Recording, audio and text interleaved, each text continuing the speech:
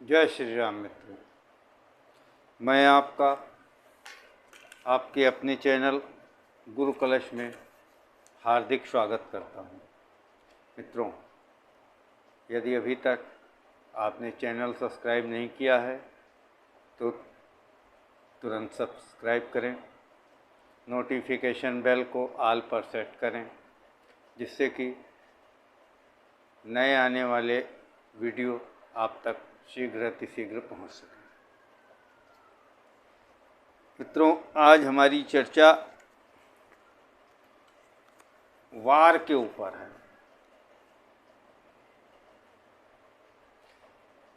ये वार में रविवार जिसके स्वामी सूर्य होते हैं, सोमवार जिसके स्वामी चंद्र होते हैं, मंगलवार जिसके स्वामी मंगल होते हैं, बुधवार जिसके स्वामी बुध होते हैं, गुरुवार जिसके स्वामी गुरु होते हैं, शुक्रवार जिसके स्वामी शुक्र होते हैं, शनिवार जिसके स्वामी शनि होते हैं। मित्रों, ये तो हो गए सूर्य चंद्र मंगल बुध गुरु शुक्र शनि। अब बचे राहु केतु। राहु केतु का प्लेसमेंट आप कैसे देखेंगे? तो मित्रों, राहु शनिवार की रात में शनि के साथ शेयर करता है। आपको ज्ञात ही होगा कि कुंभ राशि राहु का घर भी माना जाता है। राहु शनिवार की रात शनि के साथ शेयर करता है और केतु मंगलवार को दिन मंगल के साथ शेयर करता है। इस प्रकार ये नवग्रहों का विभाजन हो गया वार में। मित्रों,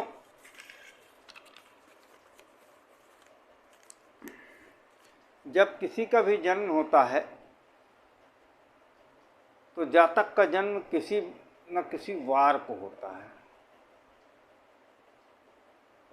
और जो उसका स्वामी होता है उसका अच्छी स्थिति में होना बहुत आवश्यक है।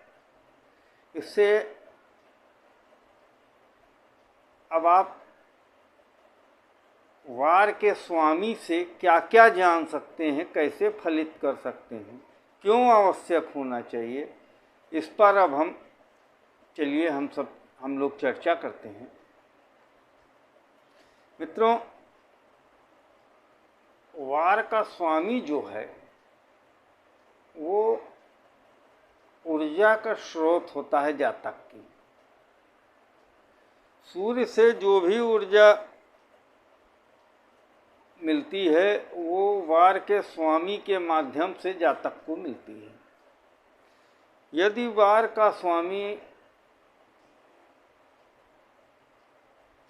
ठीक नहीं है, कमजोर है, अस्त है, मृत है, किसी ऐसे स्थान पर नीच का है, कमजोर है, तो आप जल तत्व में हैं। वार की ऊर्जा अग्नि की ऊर्जा होती है। यदि वो जल तत्व में है तो निश्चित रूप से जानिए जातक का स्वास्थ्य बहुत ही खराब रहेगा। मित्रों, अब इसी प्रकार आप इसमें से बहुत फलित कर सकते हैं। अब ये अगर वार का स्वामी किसी भी स्थिति से खराब स्थान पर है, अस्त मृत्य नीच, कोई गलत भाव में, खराब भाव में बैठा हुआ है, पीड़ित है, तो आप तुरंत उसको बताइए कि आपका स्वास्थ्य नहीं ठीक रहेगा। इसके अलावा भी चीज़ें उसमें से आती हैं जानकारी। जल तत्व में चला जाए तब भी यही है, कि स्वास्थ्य गड़बड़ रहेगा। मित्रों, आप तो जानते ही होंगे, छठा भाव खाने का होता है और 12वां भाव उपवास का होता है।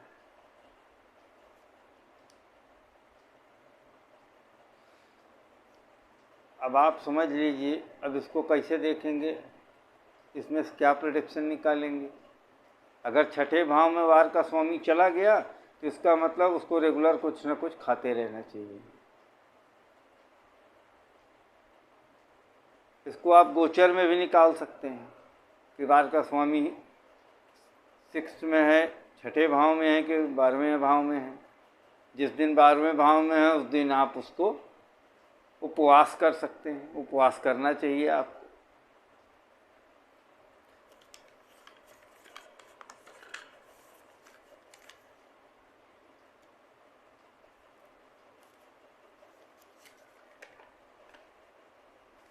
मित्रों, आप इसमें ये तो जानते ही हैं सभी लोग कि एक राशि में 30 डिग्री होती है और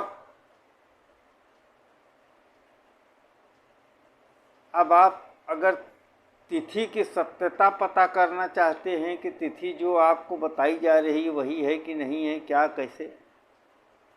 कैसे पता करें। सीधा सीधा है, जहाँ पर भी जिस भी भाव में सूर्य हैं 30 डिग्री है और सूर्य एक दिन में 1 डिग्री चलते हैं। प्रथम 15 दिन शुक्ल पक्ष यानी कि 15 डिग्री तक शुक्ल पक्ष, 15 डिग्री से 30 डिग्री तक कृष्ण पक्ष। अब आपको करना क्या है, 1 से 15 हो जाए, फिर 1 से 15 देखिए, चेक कीजिए, आपको 100% एक्यूरेट रिजल्ट मिलेगा। मित्रों,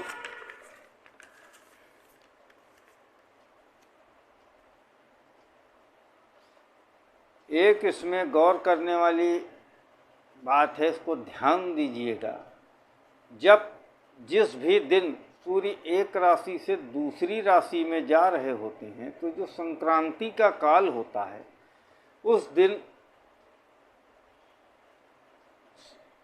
की उस दिन उस विशेष काल में संक्रांति दोष उत्पन्न होता है।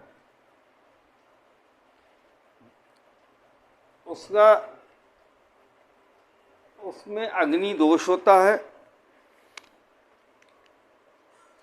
वार का स्वामी जिस भी भाव का स्वामी होगा उन भावों में जीवनदायिनी शक्ति प्राप्त करने की क्षमता खो देगा। यानी कि भौतिक सुख सुविधा से संबंधित जितनी भी आप सफलता, रिश्ते, ये सब कह सकते, जो भी उसका कारकत्व होगा उसको खो देगा। बस केवल लाभ किस में हो सकता है इसको, आध्यात्मिक क्षेत्र में।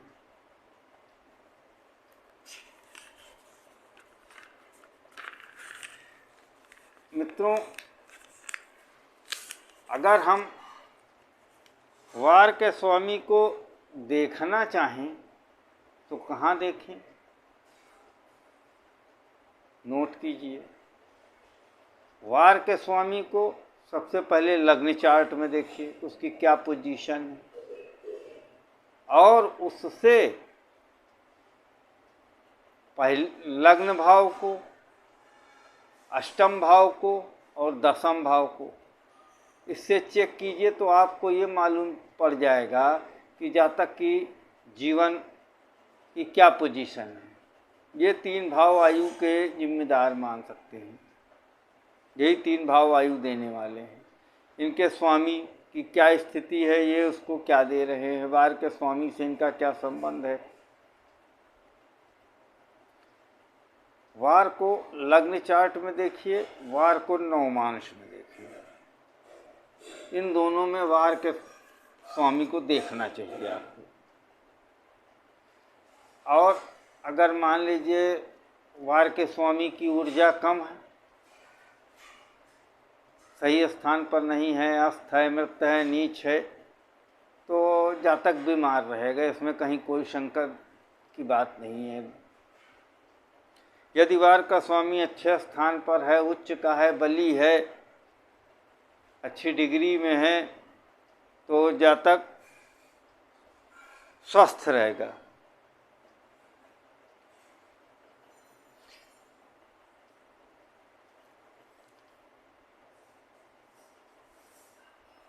तीसरा,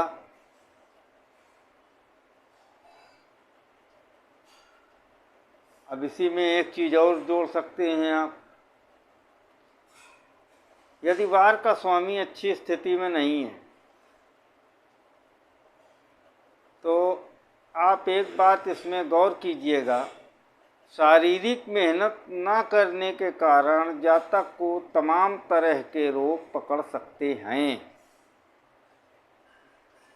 ये पॉइंट मैंने अपने अनुभव से देखा है, कुंडलियों में लगाया है, आप भी लगाइएगा, आपको भी मिलेगा। जातक से कुछ जानकारी लीजिए। वैसे तो कोई स्वीकार नहीं करता कि वो शारीरिक मेहनत नहीं करता है, लेकिन जब आप पूछेंगे तो कुछ ना कुछ वो बता जाएगा। इसमें कहीं कोई मतलब दो राय नहीं है।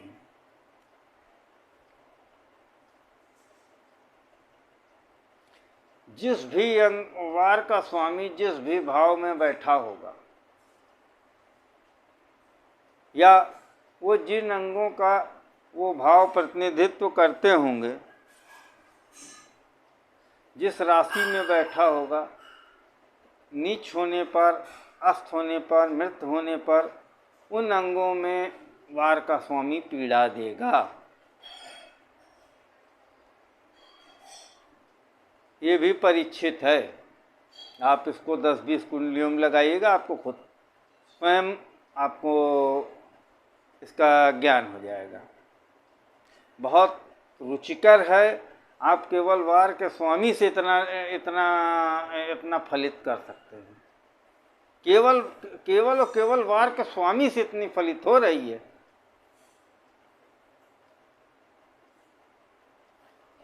अब यही वार का स्वामी वर्गोत्तम हो, उच्च का हो, तो बहुत से दोषों का शमन करने में सक्षम होता है मित्रों। मतलब आप ये समझ लीजिए, शारीरिक स्थिति से मजबूत रहेंगे आप, तो आपको अच्छे से पढ़ने में शिक्षा अच्छी होगी, शिक्षा अच्छी होगी तो आपका करियर अच्छा होगा, करियर अच्छा होगा तो शादी विवाह सब अच्छा होगा। मतलब एक से कड़ी दूसरी जुड़ती जाती है। अगर ये वार का स्वामी वर्गोत्तम है, उच्च है, तो आप ये समझ लीजिए कि बहुत से दोषों का ये कुंडली के समन करने के में सक्षम रहता है। मैं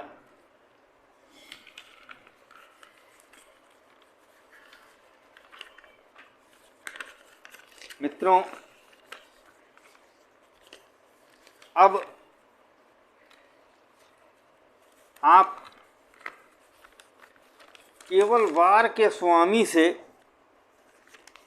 स्वास्थ्य से संबंधित बहुत सारे समस्याओं का निराकरण भी निकाल सकते हैं।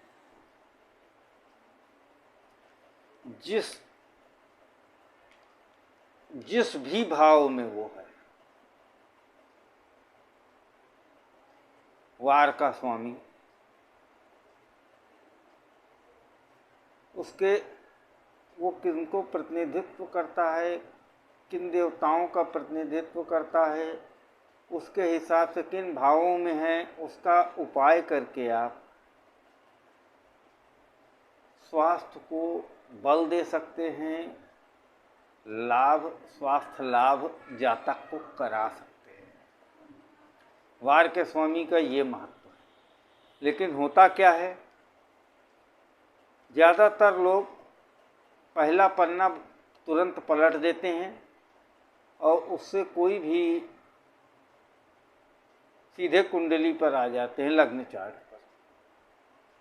ये पहले पन्ने की आपको प्रेडिक्शन है इतनी। आशा करता हूँ मित्रों, आज वार के ऊपर जो चर्चा रही हमारी वो अच्छी लगी होगी आपको। यदि आज की चर्चा अच्छी लगी हो, इसको लाइक करें, शेयर करें, कमेंट करें और हम आपके अपने YouTube चैनल गुरु कलश को सब्सक्राइब करें। चैनल को सब्सक्राइब करके हमारा मनोबल बढ़ाए। आपके सब्सक्राइब करने से हमारा मनोबल बढ़ता है। जय श्री राम मित्रों।